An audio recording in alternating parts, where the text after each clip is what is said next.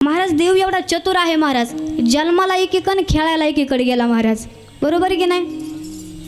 म्हणून म्हणतात ना, देव चतुर देव चतुर देव चतुर देव चतुर देव चतुर देव चतुर देव चतुर देव चतुर जाणूनी अंतर वर्ततसे जाणूनी अंतर वर्ततसे देव जनिता देव जनिता देव जनिता देव जनिता देव जनिता देव जनिता देव जनिता देव जनिता।